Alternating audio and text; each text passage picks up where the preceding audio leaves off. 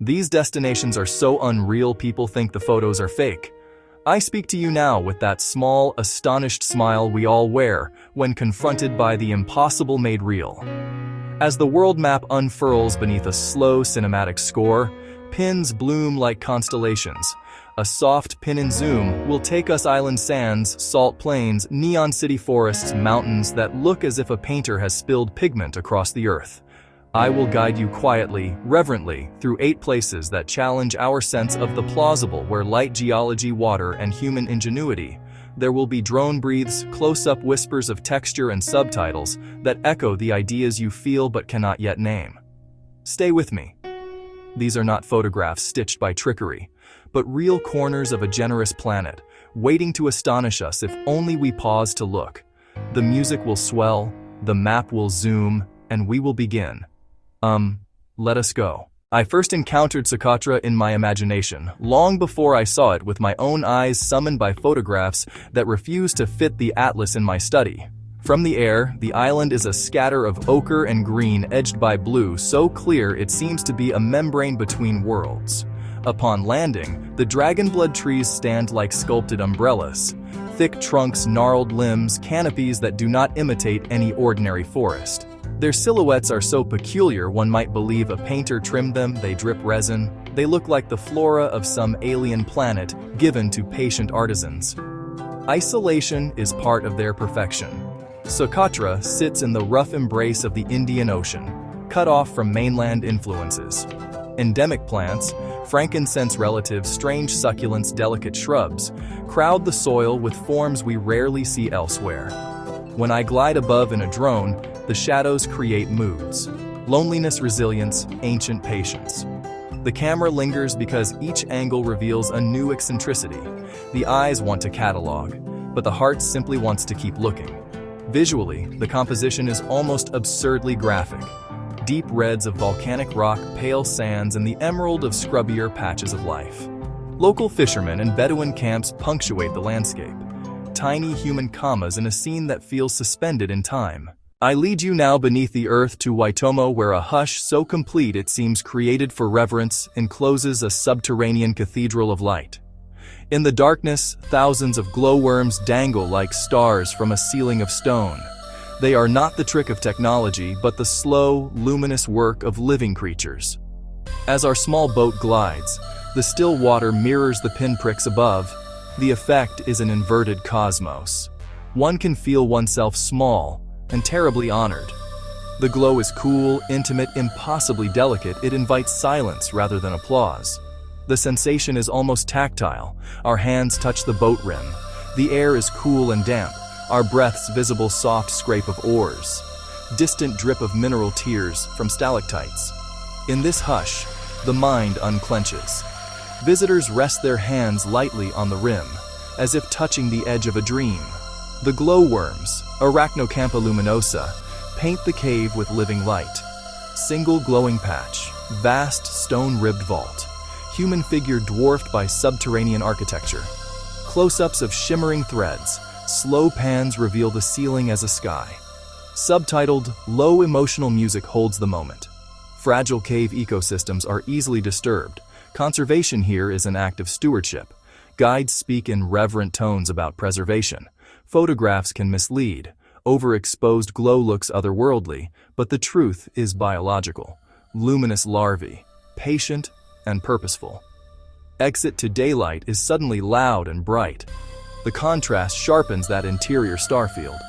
I return to daylight carrying a light that was not mine. Waitomo reminds us the most extraordinary places can be below our feet, made-up heavens tucked in stone. There are few places that make me feel the literal transparency of the world as clearly as the Maldives. In the Ba Atoll, lagoons are carved in jewel tones, turquoise deep aquamarine that seems almost too clean to be natural. From above, overwater villas splay like a careful notation, their shadows traced with crystalline precision. The sea is so pure that the boundary between air and water becomes uncertain. You will find yourself peering, wondering where the sky stops and the ocean begins. Walking on a wooden jetty, I feel the warmth of sun-baked planks and hear the soft tick of small fish beneath, visible as if swimming in a glass gallery. The clarity reveals coral gardens, a riot of shape and life, each polyp a tiny brushstroke in a living fresco. Overwater bungalows cast long, elegant shadows, and their silhouettes against the glittering sea create a surreal geometry, a human architecture that seems to float more than stand. Cinematic drone sweeps emphasize this suspension, villas reaching out like fingers into the water, lagoons as plates of polished stone. The Maldives are not merely photogenic, they are fragile. Rising seas and coral bleaching press upon their beauty, making every image a small elegy if we fail to act. Yet when we allow ourselves to be present, the sensation is of rejoicing, of light and warmth and the small persistent joy of being buoyed by the world.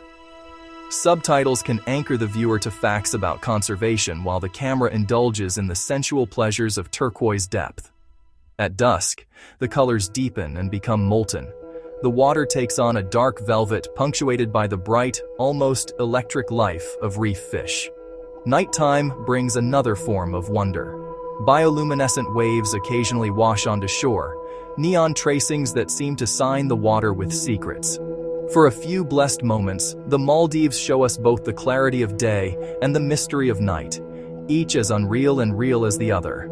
To leave the lagoon is to carry its color in memory, a particular turquoise that returns unexpectedly in winter light, in photographs, in the way you remember a loved one's eyes. It is a reminder that the most unbelievable sights are often composed of the simplest materials: water, sunlight, and time.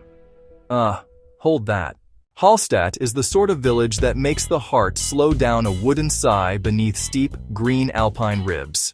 Nestled on the edge of a crystalline lake, pastel houses pile like toy blocks against a forested slope. A church spire rises into mountain silence. From above the village, the scene reads like an illustrated page, too composed, too perfect. And yet the people who live there are entirely real, with ordinary hopes and long memories tied to salt and stone. I linger on small human details: laundry on a line, a child running to the water's edge, a fisher casting in the quiet morning. Those moments insist on the village's humanity, rescuing it from becoming mere postcard. Hallstatt's salt mines shaped its fortunes. Mineral wealth drew people here, layers of human use woven into the landscape like threads. When mist rises off the lake at dawn, the houses blur into a watercolor dream. Boats drift on glassy water, church bells toll across the valley. Drone frames show the geometry of roof lines against reflective water close-ups, reveal weathered wood and stone that speak of endurance. The unreal quality is a preserved harmony between settlement and setting. Tourists arrive in floods seeking the perfect frame. Step away from the busiest quay, and you find quiet streets and local rhythms. There is a tenderness here, an almost shamefaced pride in the village's beauty. Hallstatt is a human-scale miracle. I leave with the sense that places look painted because people learned, over centuries, to live in ways that honor the landscape. The village feels inevitable, as if it had always been waiting to be discovered by those who look slowly and listen carefully. Singapore greets the eye with an audacity of design. A city that decided to grow upwards and greenwards at the same time. Gardens by the Bay presents its super trees, colossal living towers wrapped in vegetation, which at twilight light up like bioluminescent columns from a science fiction tale. The skyline beyond, glass and steel punctured by green terraces, feels staged for a future we had only half imagined. Yet the strange, unreal quality comes from the city's generosity. Technology and nature stitched together with extraordinary care. Walking the Cloud Forest Conservatory, I feel the cool mist on my face and hear the distant roar of a man-made waterfall. An engineered mountain suspended within a glass envelope. Plants from tropical highlands cling to cliff faces, and aerial walkways let you drift among leaves as if you were part of an urban rainforest. Gardens by the Bay is both spectacle and demonstration, blueprints for how cities might reconcile concrete demands with living systems. The cinematography here enjoys vivid contrasts, neon-lit towers against living green, slow-motion leaves shivering under controlled breezes. But the human story is also compelling, a small nation with limited land that chose imagination over surrender. Singapore's policies on urban greening, water harvesting, and vertical gardens are visible in every terrace and rooftop.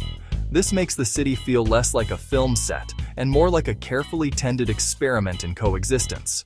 Subtitles can highlight these policies briefly, while the camera delights in the sensory textures, rain on glass, the hum of traffic softened by foliage, the bright hush of the light show. At night, the super trees stage a choreography of color and shadow that can feel orchestrated by the planet itself. Visitors stop and look upward, and you can see a kind of communal awe pass through the crowd. To call Singapore unreal is to acknowledge that wonder can be manufactured through will and wisdom. Here, the future has been grown, not merely imagined.